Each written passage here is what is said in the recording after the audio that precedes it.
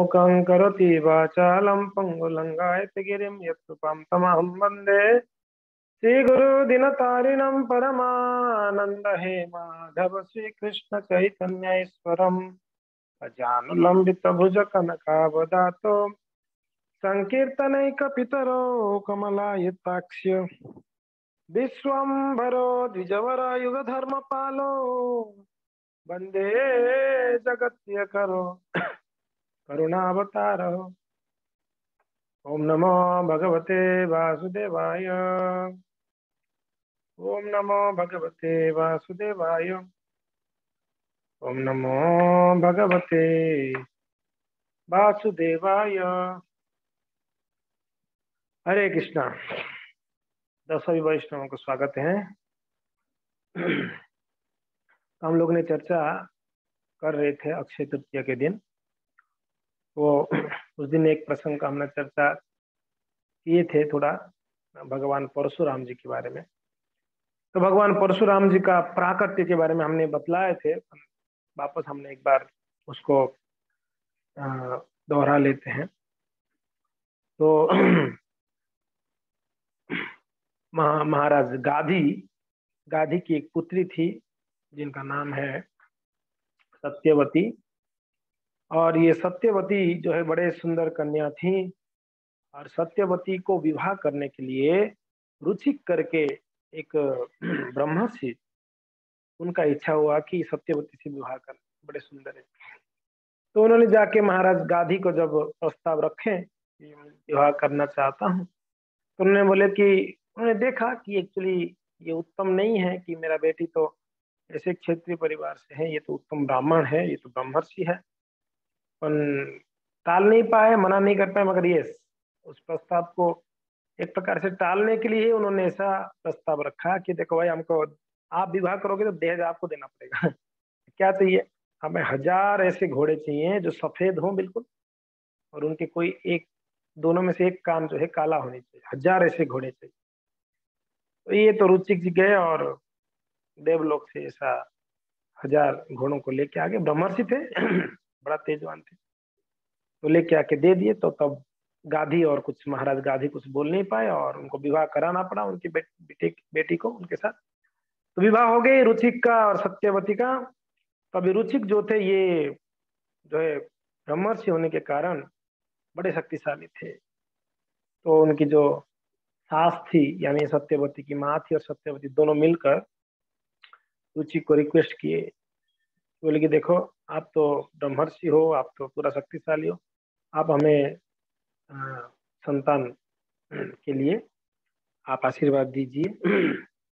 तो उन्होंने बोला ठीक है। तो उन्होंने उनकी पत्नी के लिए ब्राह्मण लड़का के लिए उन्होंने मंत्रित किया चारु, और क्षत्रिय लड़का उनकी सास के लिए चारु उत्पन्न किए मंत्रित कर कर। मगर हुआ क्या, हमने चर्चा किए थे कि जब रुचिक मुनि ने गए थे स्नान करने के लिए, तब उनकी जो सास थी वो उनकी बेटी को बोली, सत्यवती को, बेटी अदला बदली कर लेते हैं, आपका मुझे दे दो, मेरा आप ले लो। बात एक ही है ना।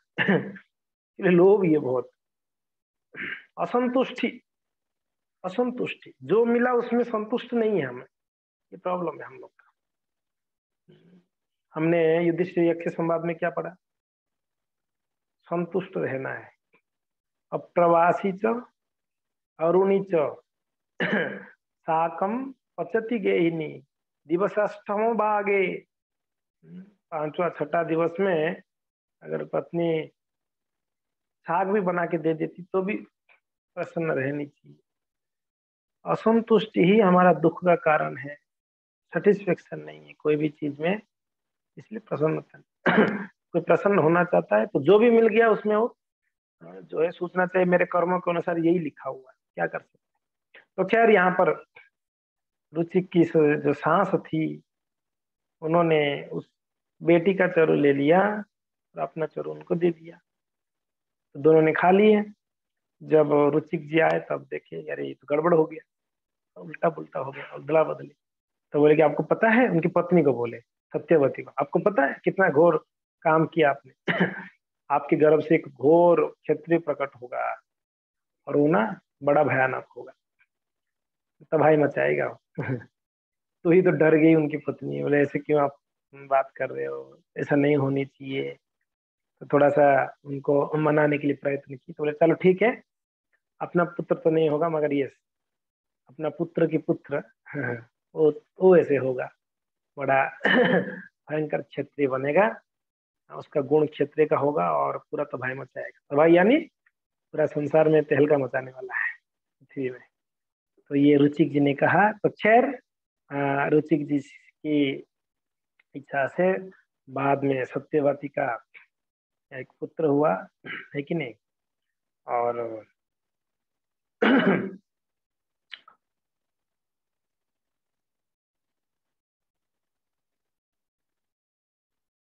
और सत्यवती जो एक नदी बन गई थी, है ना, नदी बन गई अंत में। नदी का नाम क्या था, कौशिकी, है ना, कौशिकी नदी बन गई।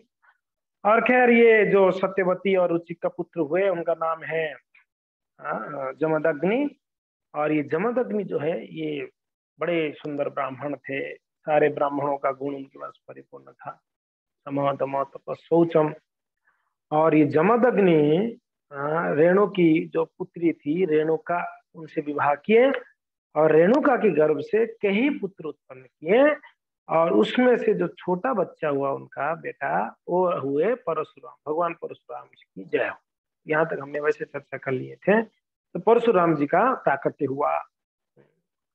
तो सुखदेव गोस्वामी बोले परशुराम जी पूरा विश्व में 21 बार क्षत्रियों को विनाश किए। तो परीक्षित जी प्रश्न करते हैं कि ऐसे क्या हो गया, उनको 21 बार क्षत्रियों को विनाश करना पड़ा पृथ्वी में। एक दो बार नहीं, पूरा पूरा पृथ्वी में जितने थे क्षत्रिय सबको नष्ट किए।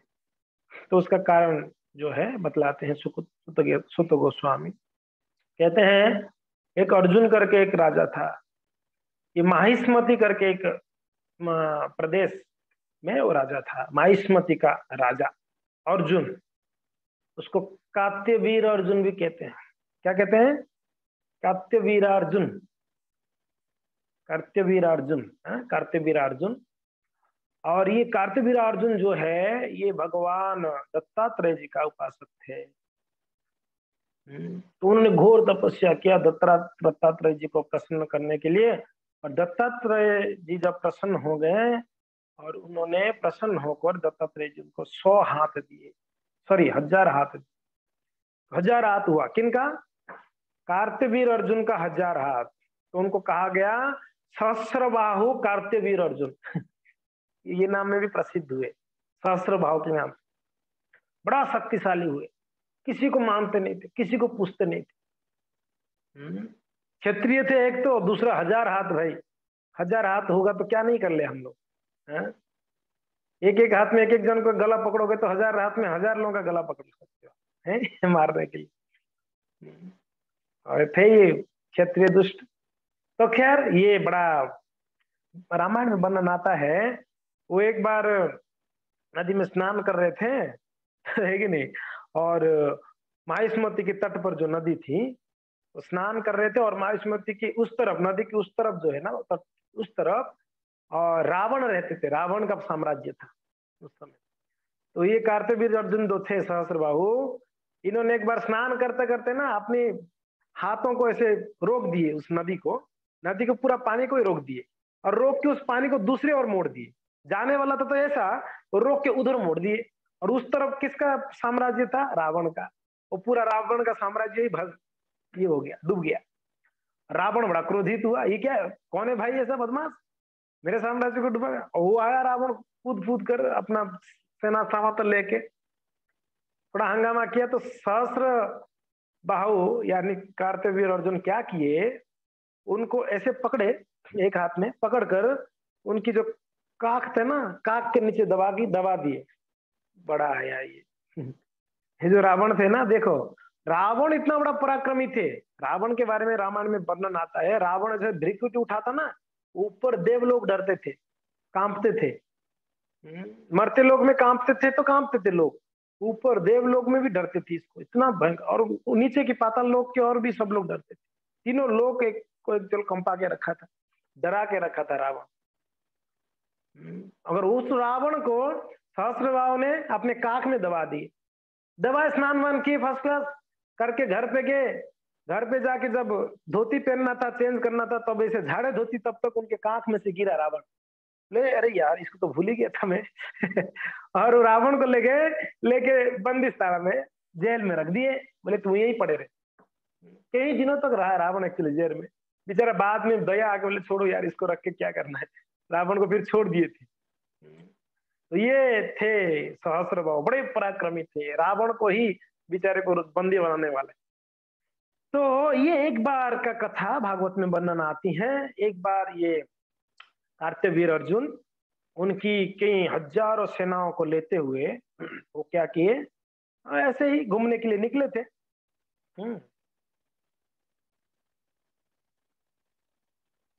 और घूमते घूमते ना सब लोग थक गए थे, उनके साथ में जो भी सेना थे, और राजा कार्तवीर भी थक गए थे। तो उन्होंने देखा जो जिस जंगल से और निकल रहे थे, उस जंगल में एक मुनि का आश्रम देखे। और वो मुनि जो है कौन थे, तो जमदग्नि का आश्रम था एक्चुअली।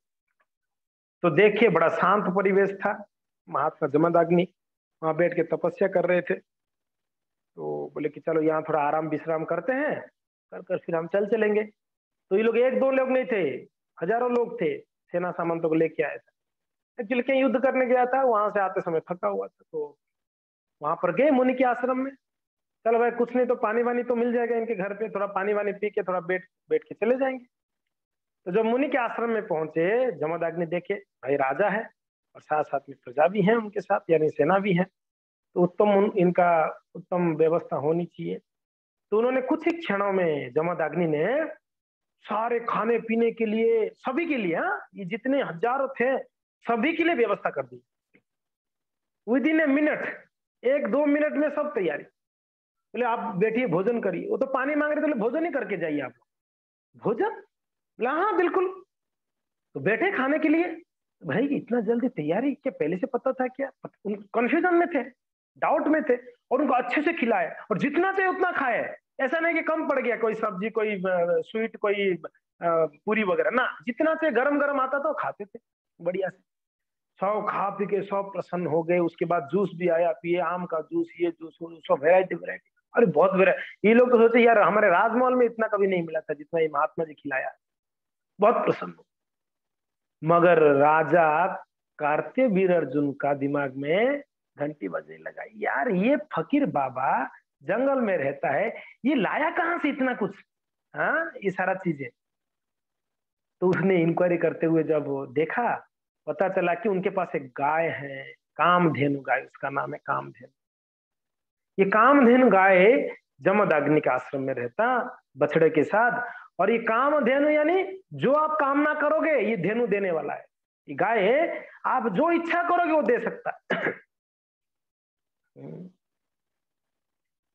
ब्रह्मा जी ब्रह्म संहिता में कहते हैं, भगवान की धाम का जब वर्णन करते हैं, कहते हैं भगवान के धाम में कैसे हैं, कहते हैं कि चिंतामणि प्रगर सद्मसु कल्प वृक्ष लक्ष्यावृतेषु सुरभिरभिपालयन्तम् लक्ष्मी सहस्र शत संभ्रम सेव्यमानम गोविंदमादि पुरुषम तमहम भजामि। भगवान के धाम में जो गाय है, कंदर्प कोटि कमनीय विशेष शोभम, भगवान का सुंदरता का वर्णन करते हैं। उससे पहले कहते हैं चिंतामणिर प्रकट, चिंतामणिर प्रकट सद्मसु कल्प वृक्षम। उनकी धाम में जितने पत्थर हैं, जो भी पत्थर है सभी चिंतामणि है, चिंतामणि है भगवान का। और कल्प वृक्षम, उनके धाम में जो भी वृक्ष है वो सभी कल्प वृक्ष है। और सुरभीर अभिपालयंतम, और उनकी धाम में जो गाय है भगवान के धाम में, वैसे भगवान का नाम गोपाल है, उनका काम एक ही है, गायों के साथ खेलना, गायों के साथ घूमना, गायों को चराना, इसलिए उनको गोपाल नाम दी गई है। और उनके लोक का नाम, उनका धाम का नाम क्या, गोलोक। गोलोक यानी जहां गाय ही रहते हैं, गाय और बछड़े जहां रहते हैं या ग्वाले जहां रहते हैं उसको गोलोक कहते हैं। आप जाओगे वहां गोबर ही मिलेगा, गोलोक में क्या मिलेगा? जहां गाय रहते हैं गौशाला में जाओगे क्या मिलेगा? गाय दिखेंगे, बछड़े दिखेंगे, गोबर दिखेगा, और क्या दिखेगा आपको? ग्वाले दिखेंगे। एग्जैक्टली भगवान का धाम गोलोक में यही मिलेगा आपको। ग्वाले मिलेंगे, बछड़े मिलेंगे, गाय मिलेंगे, बड़ा आनंद का वृंदावनम। और हर जगह पे जंगल ही जंगल। अभी सिटी के लोग कभी ऐसे जंगल में चले जाए, घना जंगल, बेचारे को इतना रिलैक्स फील होता है, यही रह जाओ, भजन करो, यही रुक जाओ, बड़ा शांति मिलता है, नहीं? अभी गोलोक वृंदावन में, और वहां पर बड़ा मधुर मधुर हवा बहती है, यमुना जी बह रही है। हाँ, मोर जो है, मोर पिकॉक, वो चूं चूं करते होंगे, पक्षियां चूं चूं करते होंगे। हाँ, धीर समीर यमुना तीर, समीर यानी हवा जो है ना, आराम से धीरे, ऐसा नहीं तूफान आ गया ऐसा नहीं, हवा कभी नहीं, बड़ा आराम आराम से भगवान का धाम का वर्णन है। और यहाँ पर ये कामधेनु जो गाय है, ये स्वर्गलोक आदि में मिलता है, दिखाई देता है कामधेनु। और ये जमदग्नि के पास ही एक गाय था कामधेनु, जो चाहिए उनको, खाना हो, वस्त्र हो, हाँ, जो चाहिए वो दे सकता हो गाय। तो राजा को पता चला भाई इसके पास एक ऐसा गाय है, जो एक गाय से उसने हजारों लोगों का सत्कार कर दिया। तो राजा के मन में लोभ क्या आया, कार्तवीर्य अर्जुन का, यार ये गाय तो मेरे पास होना चाहिए, एक्चुअली राजा के पास होना चाहिए ऐसा गाय। ये बूढ़ा ब्राह्मण फकीर के पास ये गाय क्या काम का, हमारे पास होगा तो हम उसको बराबर काम में लगाएंगे। अभी महात्मा जी को बोलेगा तो महात्मा जी थोड़ी देने वाले होंगे, इसने देते नहीं देते इसने पूछा ही नहीं, महात्मा जी जमदग्नि को पूछा ही नहीं, बस प्रजाओं को धीरे से बुला के बोला, देखो भाई ये चलते चलते गाय को, बछड़े को उठा के ले चलते, बोलने का जरूरत नहीं बूढ़ा बाबा जी को बोलने का नहीं, उठा के ले चलते चोरी करके। तो जब गाय को लेने लगे, गाय चिल्लाने लगा, बछड़ा चिल्लाने लगा, और जब चिल्लाने लगा तो जमदग्नि ने एकदम आके दौड़ के, रहे क्या हो गया, क्यों ले रहे हो, क्यों ले रहे हो। जब जमदग्नि रोकने लगे, बस उसने क्या किए जमदग्नि को ये कर कर, पीट कर, मार कर वो लोग लेके गए गाय, गाय को लेके चले। बेचारा परशुराम जी कहीं गए थे, आए आए तो पिताजी बड़े दुखी थे, बोले क्या हो गया पिताजी, बोले देखिए, देखो परशुराम अपना कामधेनु गाय को ले गया और पूरा आश्रम को देखो तहस नहस कर दिया। ऐसे क्यों किया, आपने सही से सत्कार नहीं किया, सत्कार बढ़िया से किया, फिर भी ऐसे किया, इतना दुष्ट है ये राजा। बस आग बबूला हो गए, आग बबूला बस निकले फरसा लेके परशुराम जी क्रोध में एकदम तिलमिला गए और फरसा लेके,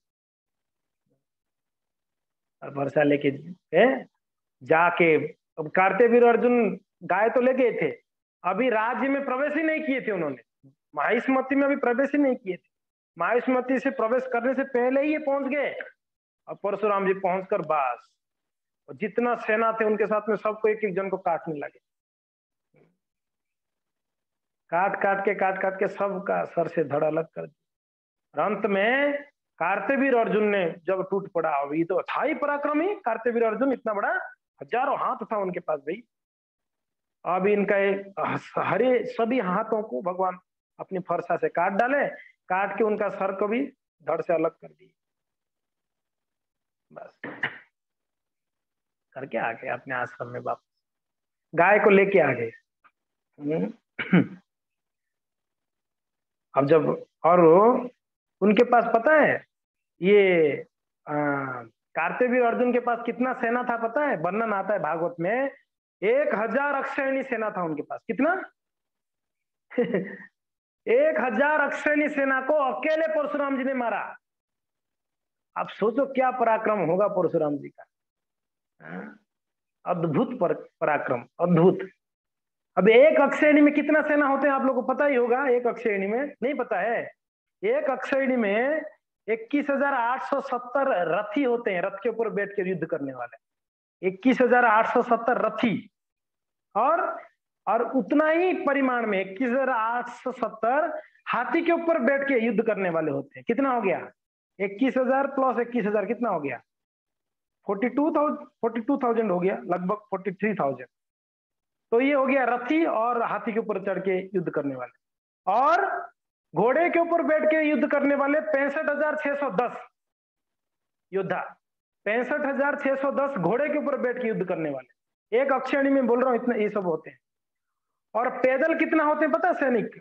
1,90,340, सॉरी 1,09,000, मैं गलत बोल रहा हूँ, 1,09,340 पैदल सैनिक होते हैं एक अक्षयणी में। कुल मिला के कितना हो गया अब देख लो, 65,000 और वो हो गया 40,000, लगभग 2 लाख, और ये हो गया 1 लाख, सॉरी हाँ 1 लाख, और ये हो गया 1 लाख, लगभग 2-2.5 लाख सेना है एक अक्षयणी में होते हैं। और इनके पास कितना अक्षयणी सेना था? 1,000 अक्षयणी सेना के साथ ये युद्ध किया। अब सोचो कितना बड़ा सेना था, 1,000 इंटू 2 लाख, अगर मिनिमम भी लिया जाए 2 लाख, कितना हो गया? बाप रे बाप, बहुत विशाल सेना था इसके पास तो। और सबको काट बांट के सबको खत्म कर दिया, सबको काट कर, और बस अपना गाय को लेके वापस आ गए। कार्तवीर अर्जुन ने 1,000 हाथों में कितना बाण होगा उनके पास? 500 बाण एक साथ में छोड़ सकता है। 1,000 हाथों में तो 2 हाथ में, एक में धनुष और एक में बाण, यानी कितना हो गया एक साथ में? 500। कितना छोड़ा उसने? 500 बाण। परशुराम को कोई फर्क नहीं पड़ा। और उनके साथ साथ इसके 10,000 पुत्र भी थे। कार्तवीर अर्जुन का 10,000 पुत्र थे उसके साथ। जैसे पिताजी को मार दिए ना, तब वो डर गए 10,000, वो दौड़ के भाग गए, बोले कि भाई प्राण बचे तो लाख रुपए, भाग गए। बस सबको काट फूट के सब करके आ गए अपने आश्रम में। और आने के बाद पिताजी बड़े प्रसन्न देखकर इनका पराक्रम। वो पता ही था भाई हमारे गर्भ में तो ये क्षत्रिय होने वाला है, ब्राह्मण तो होगा नहीं, पहले से पता था। तो खैर परशुराम जी का इतना बड़ा पराक्रम, सोचिए, अरे भगवान थे, उनके लिए कोई असंभव थोड़ी ना था, भगवान के लिए कोई असंभव नहीं था। जरासंध को 17 बार भगवान ने 23 अक्षयणी को हराया, 17 बार। भगवान के लिए कोई बड़ा मुश्किल कार्य थोड़ी है मारने के लिए। तो खैर भक्तों, कथा यहाँ से पूर्ण नहीं हो रही है। और एक बार तो कार्तवीर अर्जुन को तो वध कर दिया, सहस्त्रबाई को भगवान ने वध कर दिया। अब एक घटना हुई, क्या हुआ? एक बार इनकी जो पत्नी थी रेणुका, किनका? अपना जमदाग्नि का, यानी परशुराम की माँ, वो गई थी नदी में पानी लाने के लिए, नर्मदा नदी। और जब पानी लाने के लिए गई थी, वहां पर उन्होंने पानी लाके जब आ रही थी, वहां पर देखी एक सुंदर गंधर्व और अप्सराओं के साथ वहां पर क्या कर रहे हैं? वो क्रीड़ा कर रहे हैं, जल में क्रीड़ा, सुंदर। हाँ, वो जो गंधर्व होते हैं ना, देवताओं से बड़े सुंदर होते हैं गंधर्व। और वो गंधर्वों का राजा था, एक्चुअली किंग ऑफ द गंधर्व, उसका नाम था चित्ररथ। चित्ररथ करके एक गंधर्व थे, बड़े सुंदर थे, देखने से आपका नजर नहीं हटा पाओगे, इतने सुंदर। इसलिए भगवान को क्या, वो उस श्लोक में हमने क्या पढ़ा? कंदर्प कोटि कमनीय विशेष कंदर्प कोटि, कंदर्प यानी गंधर्व। कामदेव, कामदेव जो गंधर्वों में भी जो सबसे सुंदर कामदेव होते हैं, वैसे कोटि करोड़ों कामदेवों का सुंदर अगर मिलाएंगे तो भी भगवान के सामने वो फीका है, उनका सुंदरता कृष्ण के सामने।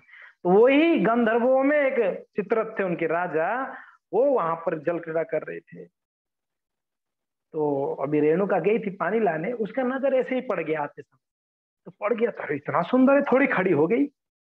देखिए थोड़ी समय खड़ी हो गई। पहले हमारा क्या संस्कृति था, देख लो अभी क्या हो। थोड़ा खड़े हो गई, बेचारी भूल गई, पानी जल्दी लेंगे तो मेरे पति देव यज्ञ करेंगे करके। थोड़ी समय के बाद उनको जैसे ही मीन्स थोड़ा सा, अरे लेट हो गई, वो तो वेट करते होंगे मेरे पति जी, तो दौड़ दौड़ के आए, भाग भाग के आए। अभी करे क्या, वो ऑलरेडी वहां पर थोड़ा लेट कर ली थी।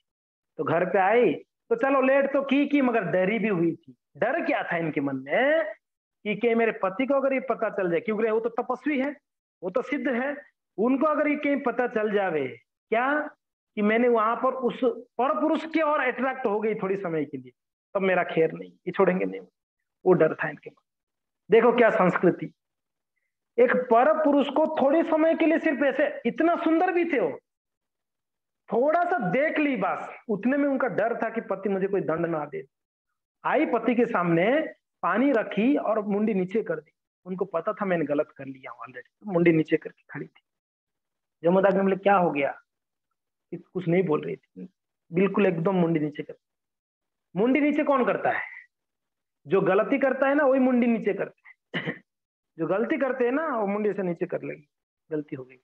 अभी तो पूरा पतिव्रता थी वैसे, मुंडी नीचे कर दी। जमदाग्नि बोले कुछ तो गड़बड़ की इसने, क्या क्या भाई, एक तो लेट हुई और दूसरा मुंडी नीचे की, मिस कुछ तो इनसे हुआ है। तो इन्होंने ध्यान में बैठे, तुरंत जमदाग्नि ने ध्यान में बैठकर देखे, इन्होंने चित्ररथ को देखकर वहां मोहित हो गई। थोड़ी समय के लिए भले, ऐसा नहीं कि उनके साथ में चले गए 2-4 दिन के बाद, ऐसी भी नहीं, थोड़ा कुछ क्षणों के लिए, कुछ मिनटों के लिए उन्होंने वहां पर थोड़ा सा उनको देख ली बस। अब इतने में देखो जमदाग्नि का क्रोध एकदम तिलमिला गई। अरे अरे पापिनी के की दुष्ट नारी, तो इस प्रकार से दूसरा पराय पुरुष के, ये तो एक प्रकार का पराय पुरुष संग हो गया। पराय पुरुष को देखा तो उनके प्रति अट्रैक्ट हो गए। सी लज्जा आनी चाहिए आपको। तुम वहीं डूब के नहीं मर गई, घर तक क्यों आई? पूरा फटकारने लगी। वहीं नदी में डूब के मर जाती ना, इधर तक क्यों आई? आप बताइए क्या संस्कार था? हाँ, ब्राह्मण पत्नी थी, क्या संस्कार था देख लो। आजकल कहाँ रह गया हमारा संस्कार, कहाँ गया पता। हम लोग नीचे नीचे गिरते गिरते गिरते गिर गए पुराने, और कहीं का नहीं रहे हम लोग। हम बताइए दिन भर टीवी में क्या देखते हैं? पराये पुरुष को तो ही देखते हैं, पराय स्त्री को ही तो देखते हैं। दोनों सब, पुरुष का भी गलती है, स्त्री का भी गलती है। ऐसा नहीं कि सिर्फ स्त्रियों का गलती, पुरुष का भी तो गलती है। वो भी तो दूसरी स्त्रियों को देखता है, टीवी में देखता है, बिलबोर्ड में देखता है, ऑफिस में देखता है, दफ्तर में देखता है। वो कहाँ गलती नहीं का। तो समाज हमारा पूरा नीचे गिर चुका है। एक प्रकार से देखा जाए तो सभी बेबिचारी हैं, सभी लोग बेबिचारी हैं। भले ही वो शरीर से संग नहीं हो रहा है, मगर मन से तो संग हो रहा है। मन से देख रहे उनके जो देखते वो मन में आ ही जाता है ना, कितना भी क्या हो। बहुत सतर्क रहना पड़ेगा हमको। प्रयास करने के बाद भी लोग फसल जाते हैं, लोग गिर जाते हैं अपनी पद से। आप बताए सौबरी मुनि, भागवत में वर्णन है, सौबरी जी वो बाहर के उनका ध्यान भटक जाएगा, भंग हो जाएगा करके उन्होंने पानी में जाके तपस्या किया। सौबरी जी ने बड़ा अद्भुत वर्णन करते हैं सुखदेव गोस्वामी सौबरी ने, कि बाहर में रहूंगा तो पता नहीं कोई डिस्टरबेंस हो जाएगा, कोई भी मेरा ध्यान को भंग कर देगा करके वो जल के अंदर निवास करने लगे, और जल के अंदर बैठ के वो तपस्या करने लगे। जल में ही घर बना दिए। आप सोचो चारों तरफ जल है, वो बीच में बैठे हुए, जल में कौन आगे डिस्टर्ब करेगा उनको? यमुना की नदी में एकदम नीचे नीचे एकदम पानी के बीचों बीच बैठ के तपस्या कर रहे हैं, घोर तपस्या। देखिए क्या हो गया पता है, एक घड़ी में उन्होंने एक समय देखे कि कुछ मछलियां उनके शरीर को टच करके जा रहे हैं। पानी में मछलियां होगा, और थोड़ा सा मछलियां बड़ा विचलित थे। तो क्या हो गया करके थोड़ा सा आंख खोल के देखे, दो मछलियां संग कर रहे थे, दो मछलियां शारीरिक संग कर रहे थे। बस उतना ही देखा सौबरी जी ने। कितना हजारों साल से तपस्या कर रहे थे सौबरी, सिर्फ मछली का संग देखा तो उनके मन में विचार आ गया कि विवाह कर लेनी चाहिए। यार देखो कितना मजा ले रही हैं दोनों मछलियां। बाहर पानी से निकले, विवाह करने चले गए। और हजारों साल तपस्या के बाद व्यक्ति का स्थिति क्या होगा आप बताओ? पूरा एकदम बूढ़ा, पूरा बाल ऐसे ये हो गया, आंख पूरा अंदर चला गया है, शरीर में एकदम क्या झुनझुनियां आ चुकी है, हड्डी बचा हुआ है, कोई सुंदर बड़ा वृद्ध व्यक्ति है। अब ये निकला मुझे विवाह करनी है, किससे विवाह करूं? और देखिए वहां पर एक महात्मा महाराज थे, उस राज्य में गए और राज्य में जाके बोले कि महाराज आपकी बेटी को मुझे विवाह करना। ये बोले कि भाई क्या बोल रही है, मगर थे उनको पता है सौबरी है, ये सौबरी है भाई, इसको मना करूंगा तो कहीं श्राप दे के जला ना दी। तो उनका 50 कन्याएं थे। उन्होंने बोले ठीक है, अगर मेरे कन्याएं आपको चाहते हैं, आपको विवाह करना चाहते हो, मेरा कोई अर्जा नहीं, आप जाके कन्याओं से पूछ लो, मेरे बेटियों से पूछ लो। मानधाता, राजा का नाम था मानधाता। मानधाता 50 बेटी थे। सौबरी जी समझ गए मानधाता का मन में क्या चल रहा है। मैं उनकी बेटियों के सामने अगर ऐसा हालत में जाऊंगा तो थोड़ी मेरे से कोई विवाह करेगा। उसने एकदम सुंदर शरीर धारण करके गए जैसे गे 50 की 50 बेटियां विवाह करना चाहे कि मुझे विवाह करनी, इससे मुझे विवाह करनी, सब विवाह करना चाहे। तो मानना था कि 50 बेटियों के साथ विवाह किया सौबरी ने, 50 गर्ल्स के साथ। अभी कैसे हो गया स्थिति, बेचारा सिर्फ मछलियों का संग देखा। अब बताइए ये कितना खतरा है, ये आंख कितना खतरा है, ये कान कितना खतरा है, हमारा जीवा कितना खतरा है, हमारे सेंसेस, हमारी इंद्रियां हर तरीके से हर क्षण हमको खींच रहे हैं हर तरफ से। बड़ा मुश्किल। और अभी के समय पर, और ये सौबरी जी का कथा तो सतयुग का कथा आ रही है, द्वापर का कथा आ रही है, ये अभी का कलयुग में है। आप बताइए ऐसे ही हमारा स्थिति क्या है। देखो मन में कोई अच्छा चीज नहीं चल रही है, थर्ड क्लास का ही सोच है। कोई स्त्री को देखेंगे तो कहाँ अच्छा विचार आती, थर्ड क्लास का विचार आ रही। ऐसा डिग्रेडेड हम हो चुके हैं, और ऐसे परिस्थिति में हम अपनी इंद्रियों को खुला रखेंगे तो क्या होगा पता ही नहीं। मगर संस्कृति देखो भैया, पहले संस्कृति देखो, ये जमदग्नि बहुत नाराज हुए, तो उनके जो दूसरे बेटे थे उनको ऑर्डर दिए, ए तेरे माँ को बंद कर दो, ये मेरे स्त्री तेरे माँ की लायक नहीं है, ये पराये पुरुष को देख के आई है। बेटों को बोला बेटे माँ को कैसे मारेंगे भाई, बेटे माँ को मार सकते हैं। ये लोग सब साइड हो गए, हाथ जोड़ के, यार माँ को कैसे मारा जाए। और कुछ बोलते तो फिर भी पिताजी की बात मान दिया, माँ को मारने बोल रहे तो ये लोग बात कुछ नहीं कर। परशुराम जी खड़े थे, ए परशुराम ये मार, तेरे माँ को मार, तेरे सारे भाइयों को मार, ये तेरे भाई भी बदमाश है, सब मेरे बात नहीं माना, पिताजी को बात नहीं मानने वाला बदमाश। अब ये दूसरा संस्कृति देखो, पिताजी का बात सिर्फ माने नहीं, वो भी कौन सा बात बोल रहे पिताजी, माँ को मारने की बात, वो नहीं मारे तो भी बोले कि पिताजी का बात नहीं मानना ये अपराध किया इन लोगों ने। और माने तो सिर्फ पुरुष को देख के आए तो ये अपराध है, तो इसके कारण इन सबको मार दो। परशुराम जी आगे पीछे विचार नहीं किए, पिताजी बोले फरसा उठाए, सबको धड़ाधड़ काट के चले गए।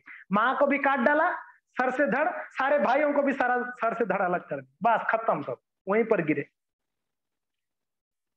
जमदग्नि प्रसन्न खुश एकदम, बोले कि बेटा कमाल है, तू मेरा असलियत में तू बेटा है, मैं बहुत खुश हूं तेरा कार्य से, बोल तेरे को क्या वर चाहिए।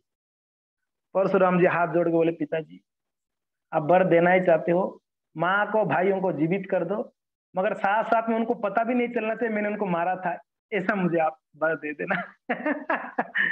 बोले कि आप जीवित भी कर देना माँ को और मेरे भाइयों को, और उनको ये नहीं पता चलना चाहिए कि मैं उनको मारा हूं करके, नहीं तो गड़बड़ी हो जाएगा, ये लोग दुश्मनी लेंगे मेरे साथ। तो जमदग्नि प्रसन्न भी हुए, चलो बुद्धिमान है, पराक्रमी ही है और साथ साथ में बुद्धिमान भी है, चलो ठीक है। तो उनकी पत्नी या उनके बच्चों को जीवित कराए वापस।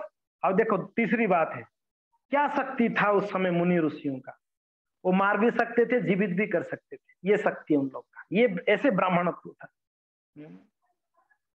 प्रभुपाद महाराज जी बोले हैं, अगर कोई अपना शुद्धता मेंटेन करे, प्यूरिटी मेंटेन करे, 4 नियमों को कड़ाई से पालन करे, रोज सुबह मंगल आरती करे, ये प्रभुपाद जी ने बोला है।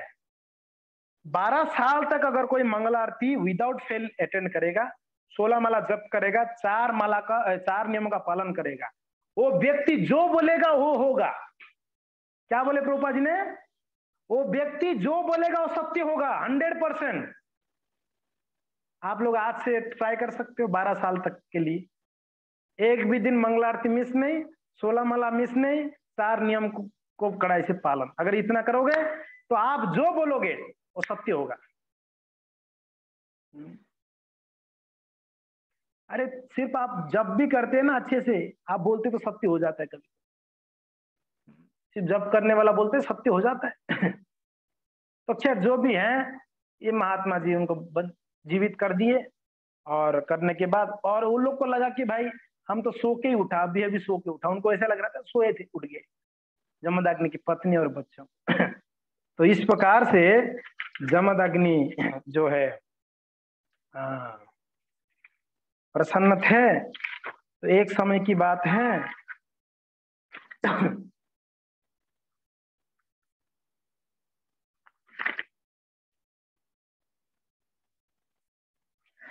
एक समय की बात है भक्तों, परशुराम जी नहीं थे, परशुराम जी गए थे कहीं जंगल की ओर, और दूसरे बेटे भी नहीं थे वहां पर, बस जमदग्नि उनकी पत्नी दोनों ही थे, तो रेणुका और जमदग्नि। उस समय आपको पता है ना, कार्तिवीर अर्जुन को मार दिए थे भगवान परशुराम, उनके कितने बेटे थे? 10,000 बेटे थे। वो 10,000 बेटे ने बस मौका ढूंढ रहे थे, घर पे इनकी घर पे कभी कोई नहीं होगा तब जाएंगे, छोड़ेंगे नहीं इसकी बाप। हमारे बाप को मारा है परशुराम, तो परशुराम की बाप को भी मारना, ये टारगेट बना के रखे थे वो लोग। और वो लोग सीक्रेट प्लान कर रहे थे, पता नहीं किसी को, बस वो लोग कहीं से लोगों को भेजा था, बस ये पता लगाना घर में अगर कभी कोई नहीं होगा, बस माँ बाप होनी चाहिए उस समय, या सिर्फ बाप होनी चाहिए, तब बोलना उसको जाके हम मार देंगे। तो बस परशुराम गए, बाकी भी उनके भाइयों ने निकले थे कहीं, बस ये मौका का फायदा उठाकर ये कार्त्यावीर अर्जुन का पुत्र लोग आए, और आके क्या किया पता है? जोर जबरदस्ती जमदग्नि की सर को काट डाले, सर को काट के उस सर को लेके ही चले गए, उनका धड़ से सर को अलग कर दिए काट के तलवार से, सर को उठा के ले गए, सर को उठा के ले गए। यहाँ जमदग्नि की पत्नी ये तो बहुत चिल्ला रही थी, रो रही थी, मगर सुने तो कौन सुने, नहीं सुने, चले गए। और ये चिल्लाने लगी उनकी यानी परशुराम की माँ, हे परशुराम, हे परशुराम रक्षा करो, त्राहिमाम, हे परशुराम। चिल्लाए तो परशुराम कहीं जंगल में थे, और जैसे माँ ने बोली तो उनके कान में आवाज आ गई, अरे माँ बुला रही है, तुरंत दौड़ के आए। तब तक कार्त्यावीर अर्जुन का लड़के चले गए थे लेके, और बस जैसे परशुराम आके देखे पिताजी लहूलुहान, सर भी नहीं था, धड़ पड़ा हुआ था। माँ को पूछे क्या हो गया? माँ रोते रोते बोले कि बेटा वो कार्त्यावीर अर्जुन का लड़के आए थे, ये ऐसा करके चले। ओहो आज पूछो मत, इतना क्रोध, इतना तिलमिला गए क्रोध से, बस वहीं पर शपथ लिए उन्होंने, प्रण लिया, मैं विश्व में जितने भी क्षत्रिय राजा हैं, ये इतना दुष्ट हो गए, बदमाश हो गए क्षत्रिय लोग, विश्व में जितने भी क्षत्रिय हैं सबका विनाश करूंगा। वही प्रण ले लिए माँ के सामने, सभी क्षत्रियों को मैं मार डालूं। आप बताओ कितना बड़ा संकट। और उस समय ऐसे ही सारे क्षेत्रीय ना बदमाश हो ही गए थे, सभी लोग अपने ऐश्वर्य के बल से सबको कष्ट देते थे, इंद्रिय भोग में लगे हुए थे, सभी लोग ऐसे हुए थे उस समय। तो बस भगवान का तो अवतार इसी के लिए होता है, यदा यदा ही धर्मस्य ग्लानिर्भवति भारत, धर्म को स्थापना भी करने होते, परित्राणाय साधनम विनाशाय दुष्कृतम, दुष्टों को विनाश करना था। तो सारे राजा क्षत्रिय उस समय सारे दुष्ट प्रवृत्ति के हो गए थे। बस भगवान परशुराम ने प्रण लिए, अपना फरसा उठाए, धनुष उठाए, बस चल दिए वहां से, अकेले ही चल दिए, और जाकर जो कार्त्यावीर अर्जुन का जो बेटे थे 10,000 बेटे, और साथ साथ में जो सेना था सबको धड़ाधड़ सबको काट डाले। काट कर उतने में वो प्रसन्न नहीं थे, उसने में संतुष्ट नहीं थे, वो उतने में संतुष्ट नहीं थे। जब उन्होंने कार्त्यावीर अर्जुन को मारे थे ना, उनके घर पे आने के बाद पिताजी बोले बेटा हो ना हो राजा को तू वध किया, तो राजा का वध करना एक प्रकार से पाप है बेटा, क्योंकि ना समाज में उच्छृंखला हो जाएगी, डकैती बढ़ जाएगी, पाप बढ़ जाएगी, क्योंकि राजा के वजह से डर के लोग पाप नहीं करते। तो ऐसे भी एक अपराध किया है, पाप किया, तो एक काम कर, पिताजी बोलो क्या करना है, तू तीर्थ यात्रा करके आ। तो परशुराम जी उस समय तो पिताजी का बात मान के पूरा तीर्थ यात्रा कर आए थे, मगर इस समय पिताजी को ही मार दिया इन लोगों ने। तो इसके लिए बड़ा क्रोध से सबको मारकर, और पिताजी का जो मुंडी ले गए थे उस मुंडी को वापस लेके आए। वापस लेके आकर क्या किए उन्होंने, वापस पिताजी की धड़ से सर को जोड़कर वापस मंत्रित करके पिताजी को जीवित करा दिया, जीवित हो गए उनके पिताजी जीवित हो गए। माँ तो रो रही थी, मगर ठीक है, बस उन्होंने प्रण तो लिया ही था, बस इतने में उनका काम थोड़ी ना खत्म हुई है ना, निकले बस फरसा तलवार लेके निकले, बस दुनिया भर में घूमे, पृथ्वी भर में जहां जहां क्षत्रिय थे सबको पकड़ पकड़ के काट डालते थे अपनी फरसा से। और एक बार नहीं, एक बार पूरा पृथ्वी घूम के सबको खत्म करके आए, वापस एक चक्कर लगे, कहीं कोई छूट गया होगा, कोई गुफा में छुपा होगा, कहीं जंगल में छुपा होगा, वापस जाते थे, वापस पूरा पृथ्वी घूम के कहीं जगह नहीं छोड़े, ढूंढ ढूंढ के निकाल के मारे सब क्षत्रियों को भगवान ने। वैसा एक दो बार नहीं, कितने बार, 21 बार उन्होंने पूरा पृथ्वी में जितने क्षत्रिय थे सबको समूल ध्वंस कर दिया भगवान, ये पराक्रम। आज भी ऐसा परशुराम जी आना चाहिए, जितना बदमाश है ना ये लोग सबको काट कूट के सीधा कर देते आज के समाज में भी ऐसे ही राजा उत्पन्न हो चुके हैं, पैदा हो चुके हैं, बदमाश अपना इंद्रिय भोग करते हैं, शोषण करते हैं प्रजाओं का। तो अभी भगवान नहीं आते, भगवान उनके छोटे मोटे वायरस को भेजते हैं, जाओ आप लोग थोड़ा जाके उनका काम तमाम करके आओ। भगवान नहीं आते, वायरस को भेजते, कोरोना को भेजेंगे, टाइफाइड को भेजेंगे, मलेरिया को भेजेंगे, ऐसा कुछ वायरस भेजेंगे और वो आके सबको हरि बोल करके जाएगा। तो इस प्रकार से भगवान परशुराम ने पूरा संसार से जितना भी क्षत्रिय राजा थे सबको, कहते हैं भगवान परशुराम ने इतना वध किया, 9 लेक्स बनाए, बड़े बड़े लेक्स, लेक पता है ना, झीलें, जैसे उदयपुर लेक सिटी है, तो 9 लेक्स बड़े बड़े बनाए।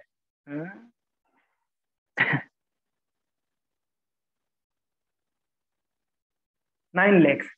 और वो लेक्स पानी में भरा हुआ नहीं था, वो खूनों में भरा हुआ था, खून से, ब्लड से भरा हुआ था वो लेक्स। इतना राजाओं को मार के बहुत बड़े बड़े लेक्स बनाया परशुराम जी ने।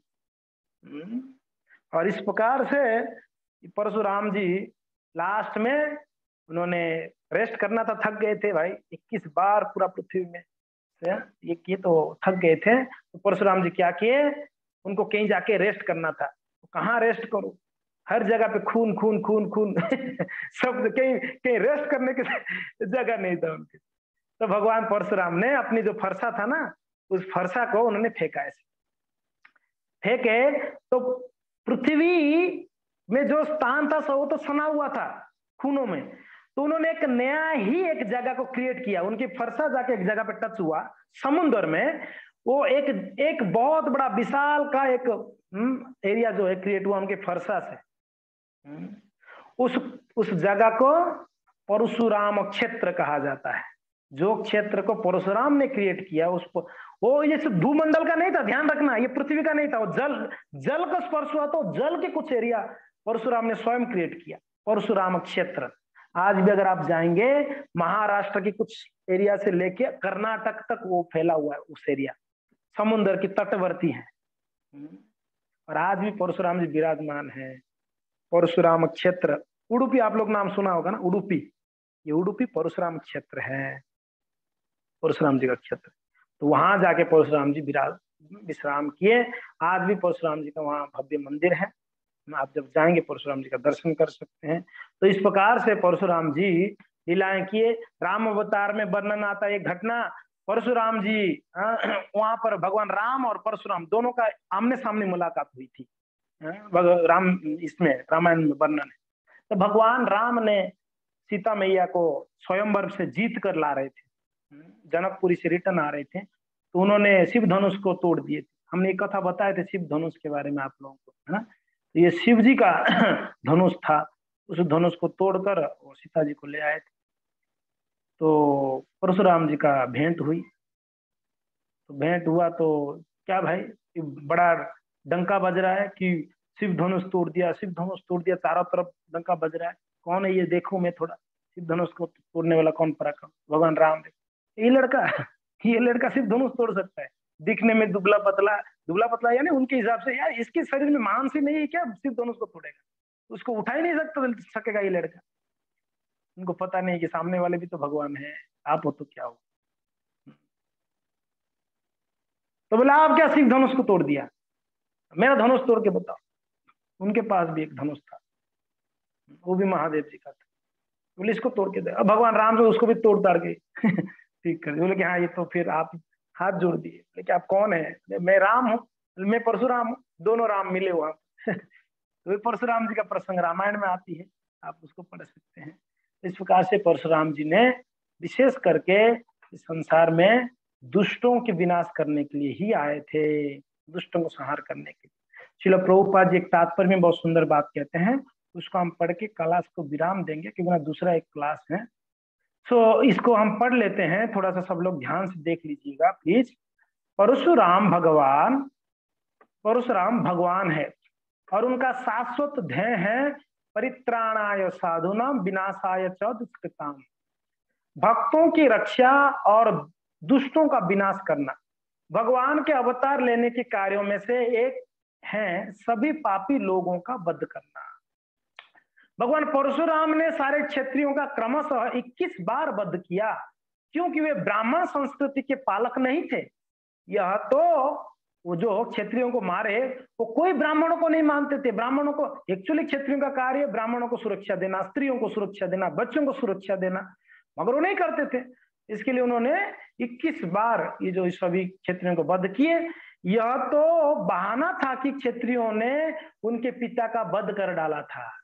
वास्तविक तो यह थी कि राजन्य वर्ग या क्षत्रिय दूषित हो चुके थे। प्रभुपाद जी ने मेन जो कारण बता रहे हैं यहाँ पर, ध्यान से देखना।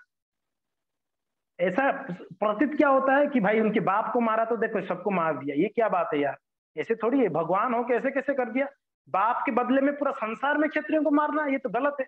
एक्चुअली कारण वो नहीं था, कारण ये था कि वास्तविक में बात ये थी कि जितने भी राजा थे वो सभी दूषित हो चुके थे, बदमाश हो चुके थे, और उनकी स्थिति अशुभ था। और जब राजा ही दूषित होगा तो प्रजाओं का क्या स्थिति होगा बताइए। राजा धार्मिक होगा तो प्रजा धार्मिक होगा, राजा बदमाश होगा तो प्रजा भी बदमाश होंगे। हाँ, कहते हैं ना, यद यद आचरति श्रेष्ठ तत्तेव तरो जनः। जो श्रेष्ठ व्यक्ति जो करता है उसकी फॉलोअर्स वही करेंगे। बाप अगर दारू पीता है तो बेटा भी काल ना परसों सीखेगा ही सीखेगा, कभी ना कभी दारू कैसे पिया जाए। बाप पीता है तो कुछ ना कुछ मजा तो आता होगा, भाई मैं भी मजा लूंगा, रोज देखेगा तो उसके मन में आ ही जाएगा पीना। अगर बाप सिगरेट पी रहा है तो बेटा भी देखेगा, दो 3 4 5 साल के बाद वो कभी ना कभी तो सिगरेट को पिएगा, क्योंकि वो देखता है। तो इसीलिए जो बड़े आचरण करते हैं हमको ये बहुत ध्यान रखना पड़ेगा। घर में खास करके हम जो बुजुर्ग हैं यानी हमारे बच्चे हैं घर पे, बड़े ध्यान रखना आप क्या करते हो, क्या बात करते हो घर पे। झगड़ा बिल्कुल भी बच्चों के सामने नहीं। जितना पीटा पीटी मारा मारी करना है पति पत्नी करो, बच्चों के सामने मत करो।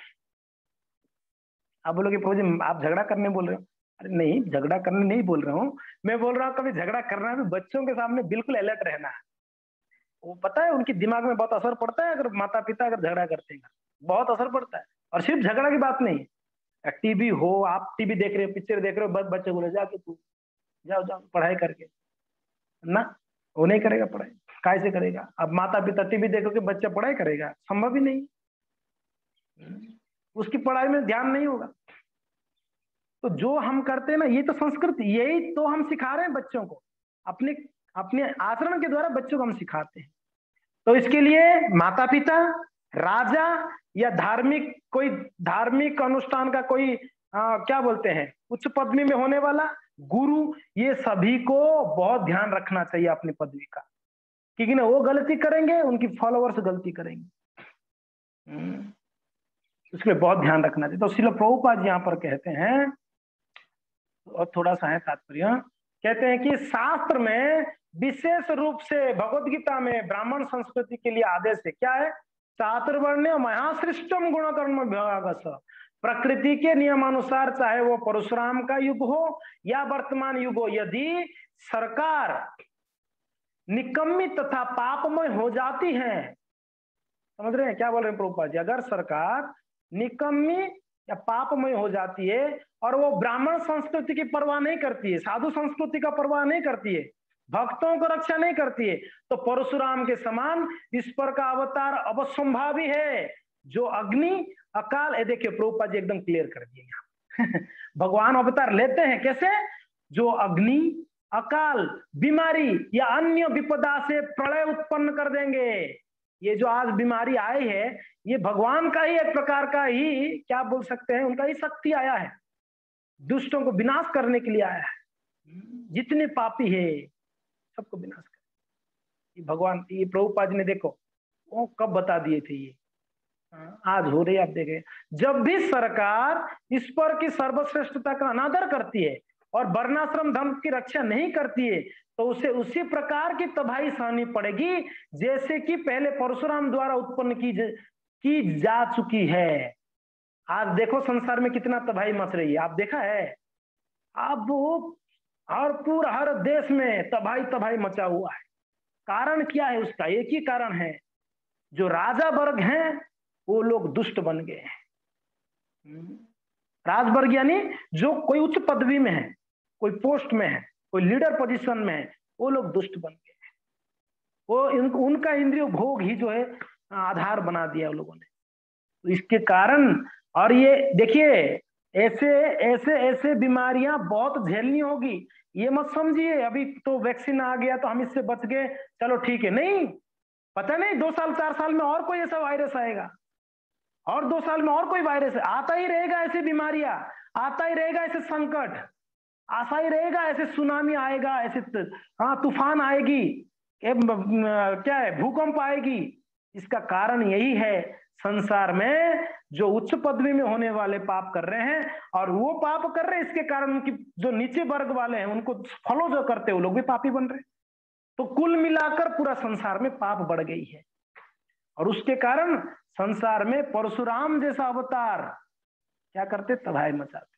और होगा देखो, कल्कि जी आएंगे कलयुग के अंत में, मगर कल्कि जी आने से पहले ही उनकी जो अनुचरों को भेज रहे हैं, ये सब जो भी, हाँ, अग्नि, कहीं आग लग जाना, कहीं एक्सीडेंट हो जाना, ये सब भगवान का ही किया हुआ है, प्रकृति हमारा साथ नहीं देती है। तो इसलिए भक्तों, आप ये ध्यान रखिएगा कि हमको हर क्षण, हर क्षण, हर कदम कदम पर विपत्ति का सामना करनी है। और उसको कैसे हम सामना करेंगे, भगवत भक्ति को पूर्णतया निष्ठा भाव से कर कर, नहीं तो संभव नहीं है। लोग घरों में मर रहे हैं बैठे बैठे, सोच सोच के मर रहे हैं, देख देख के डर के मर रहे हैं। क्यों इतना भयभीत है संसार आज? कारण एक ही है, कोई भगवत शरण में नहीं है, कोई भगवान का शरण नहीं लिए है, और सभी लोग कहीं ना कहीं एक व्यक्ति या कोई एक वस्तु के प्रति शरण लिए हुए। कोई सोचता है मेरे पास धन है तो मैं तो बच जाऊंगा, कोई सोचता है मेरे पास बड़ा, मैं प्रेसिडेंट के साथ में मेरा कांटेक्ट है, भारत का प्रधानमंत्री के साथ कांटेक्ट है मेरा, तो मैं तो बच जाऊंगा ना। पोस्ट पोजीशन, धन संपत्ति, ऐश्वर्य, किसी को कोई नहीं बचा सकता है। एक ही व्यक्ति बच सकता है ऐसे संकटों से, जो भगवान का पूर्ण शरणागत हुआ है, जो भगवान को चरण को ही पकड़ के रखा है, वो व्यक्ति बचेगा। और भगवान का चरण कैसा है, हमारे लिए नाव के बराबर है। नाव में अगर बैठ गए आप तो आप नदी को, समुद्र को पार कर सकते हो, जहाज में बैठोगे। नाव में ही नहीं चढ़ोगे, शरण तो नाव है ना।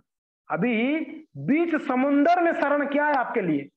अगर आप डूब रहे हो समुद्र में, अगर नाव मिल जाए आपको बढ़िया से, फर्स्ट क्लास, तब तो आप उत्तमता से एकदम बढ़िया से आप नाव के सहारा में पहुंच जाओगे किनारे, नहीं तो उसी समुद्र में डूब के मरो। तो वही हमारा स्थिति है। संसार में हर जगह में आग लगा हुआ है। संसार दावा नलिडलोका त्रणाय कारुण्य घन घनात्वम। संसार दावानल, अरे चारों तरफ आग ही आग है, जल रहा है, संसार जल रहा है। कहां जाओगे?